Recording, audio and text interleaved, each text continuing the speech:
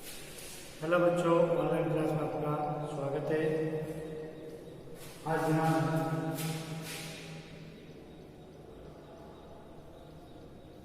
27/8/2020 विषय है गणित शिक्षण।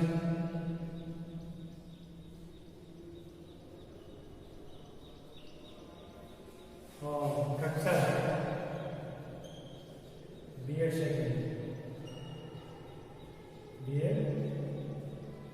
सेकेंड इकाई 1 का अध्ययन कर रहे हैं हम।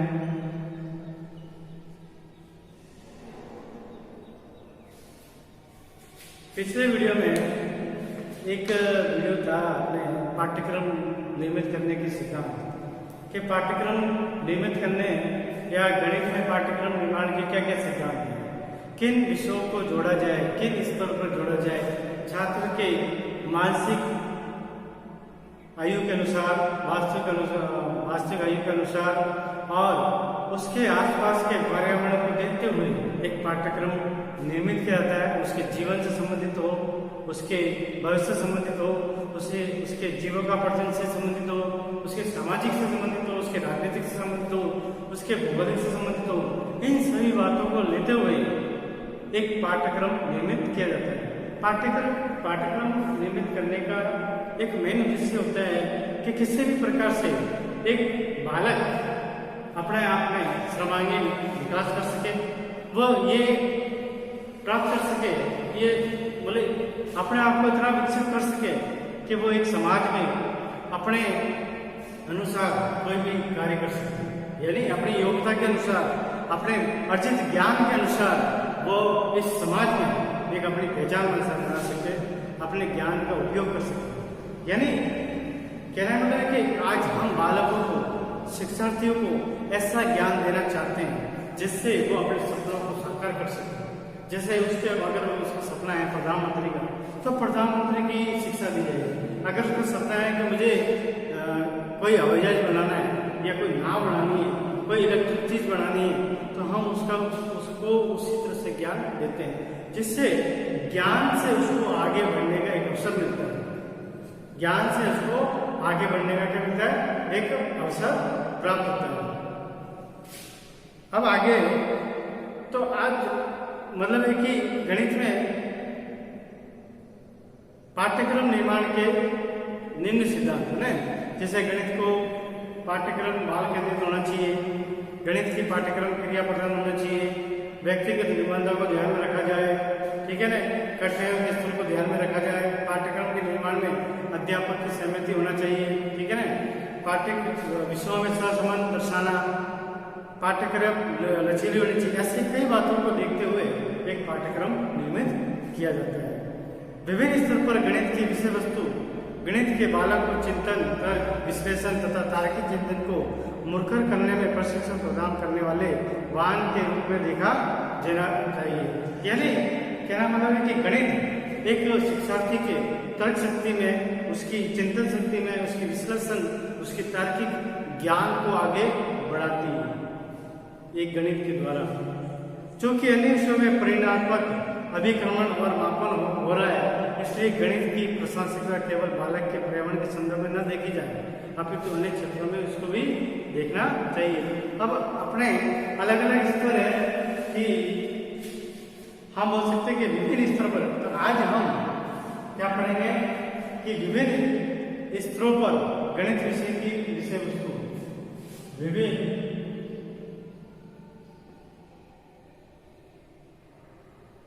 विभिन्न स्तरों पर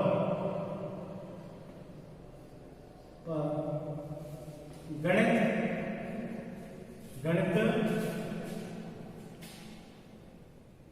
की विषय वस्तु, गणित की विषय वस्तु।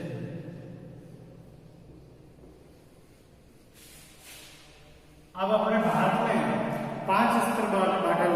कौन कौन से? 5 स्तर। 5 स्तर कौन कौन से? जैसे पहला है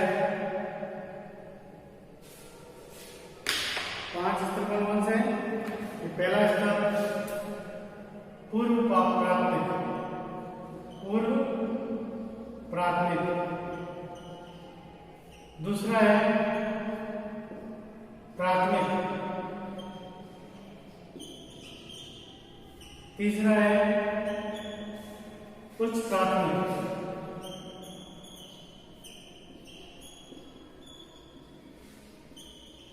और चौथा है माध्यमिक।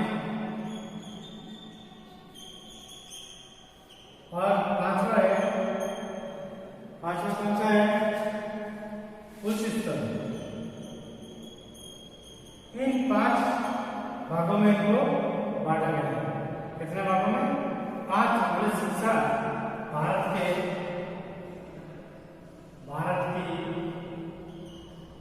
शिक्षा प्रणाली को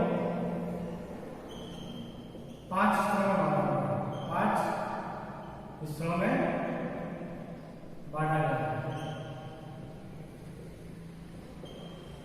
यानी 5 स्तरों में बांटा गया है। कौन सी है कि पहला है प्राथमिक स्तर, दूसरा है पूर्व प्राथमिक और उच्च प्राथमिक, फिर माध्यमिक और उच्च माध्यमिक। इन 4 स्तरों में बांटा गया है।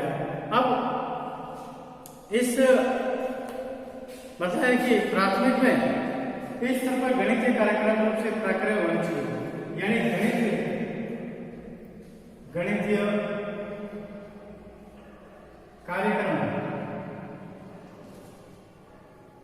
कार्यक्रम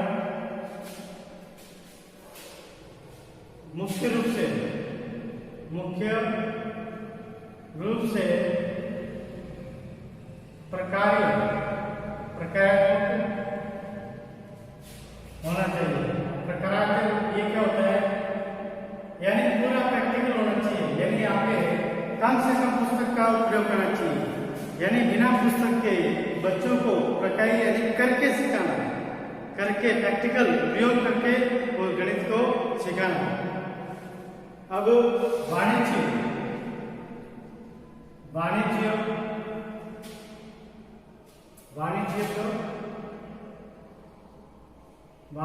को गणित सहित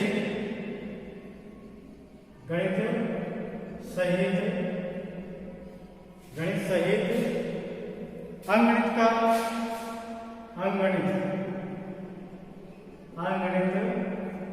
का अध्ययन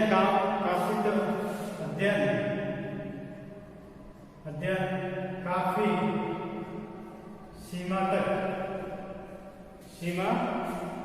तक प्राथमिक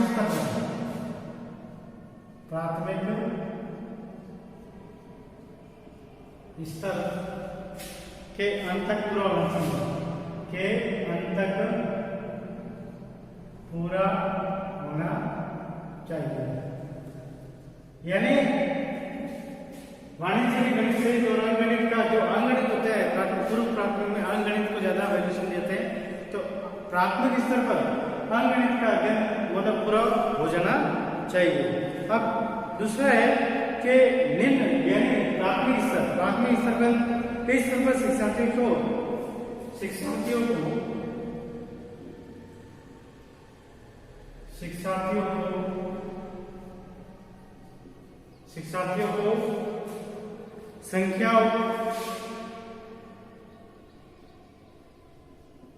संख्याओं, तथ्यों, ज्यामितियों,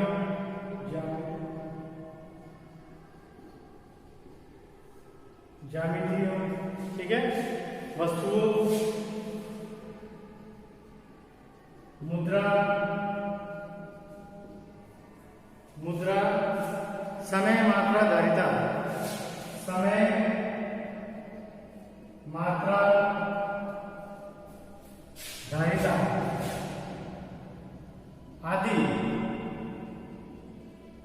आदि से संबंधित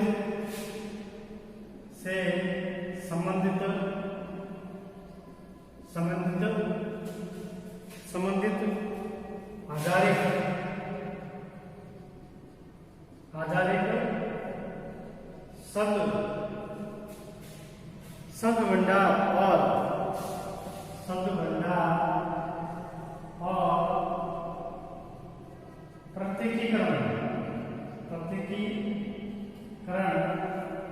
प्रत्यकीकरण में प्रांगण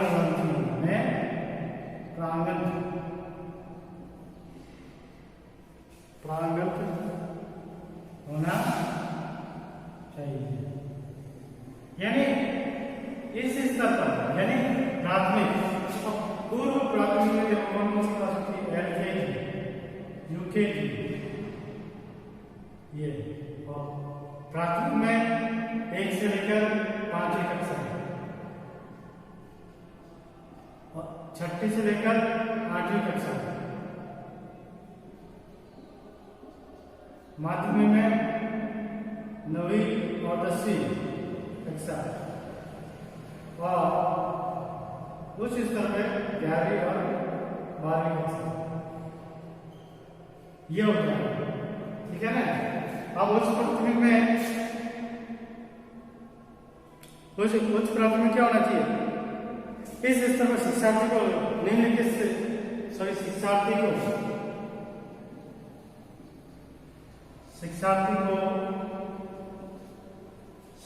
को अवधारणाओं, तथ्यों और सिद्धांतों को आगे अभिज्ञान और बोध होना चाहिए। शिक्षार्थियों को अवधारणाओं, तथ्यों व सिद्धांतों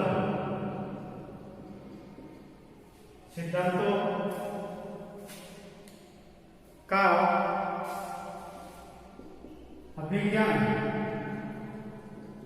व क्या होना चाहिए, बोध होना चाहिए।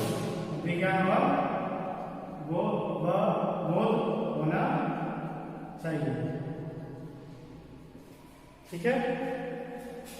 इसमें देखो क्या क्या आएगा कि देखो वाणिज्यिक,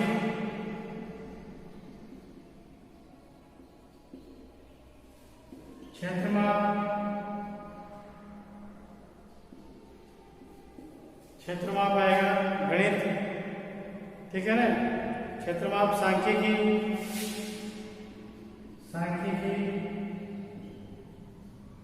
प्रैक्टिकल,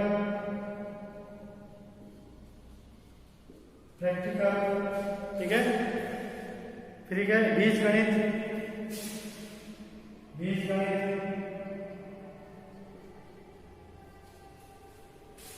और आदि। तो ये एक होना चाहिए, उच्च प्राथमिक स्तर पर रहना चाहिए।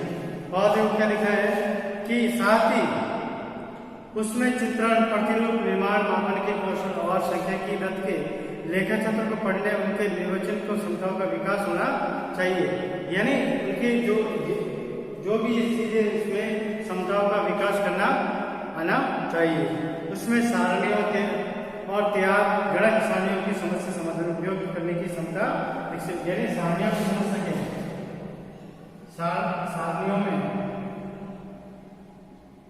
सारणियों की समझ, सारणियों की होनी चाहिए, समझ भी होनी चाहिए, ठीक है। अब माध्यमिक स्तर पर देखो, इस शिक्षार्थी को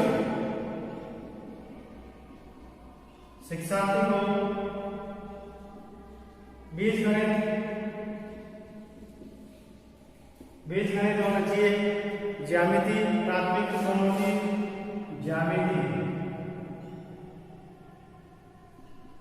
ज्यामिति, प्राथमिक त्रिकोणमिति,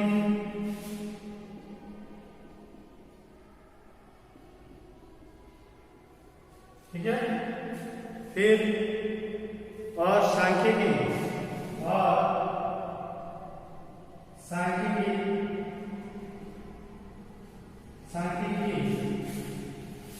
से संबंधित अवधारणाओं, प्रतीकों और प्रक्रियाओं के अभिज्ञान और बोध को परिचित करना चाहिए।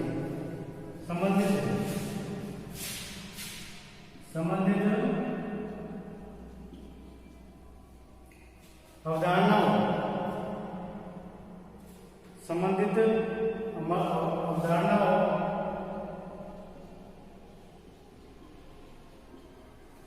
प्रतीकों और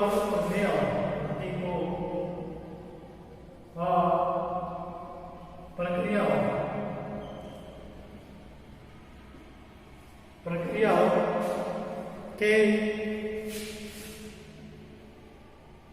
बोध होने चाहिए।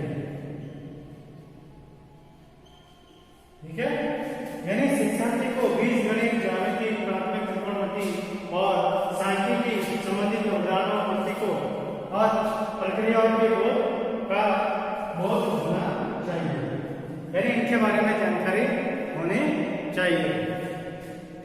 इसके बाद उसको बीजगणित विधि से समस्याओं का हल और अपने त्रिकोणमिति तथा सांख्यिकी के ज्ञान से सरल समस्याओं को हल करने, उनके निर्वाचन की प्रवणताएं विकसित होनी चाहिए। हर तरह के सवाल को सॉल्व करने की, हल करने की उसके अंदर क्या होनी चाहिए, दक्षताएं होनी चाहिए। और उसको ऐसी अवधारणाओं का विज्ञान और अवबोधन भी उपजात करना चाहिए जो गणित को एक अनुशासन के रूप में अध्ययन के लिए आवश्यक है। अब उस पर इस स्तर पर समुदाय संबंधों और फलों की आधार का अपना से होने चाहिए। इस स्तर पर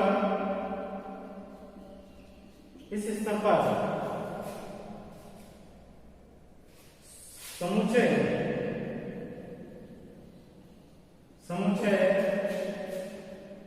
संबंधों और फलों की आधारित अवधारणा को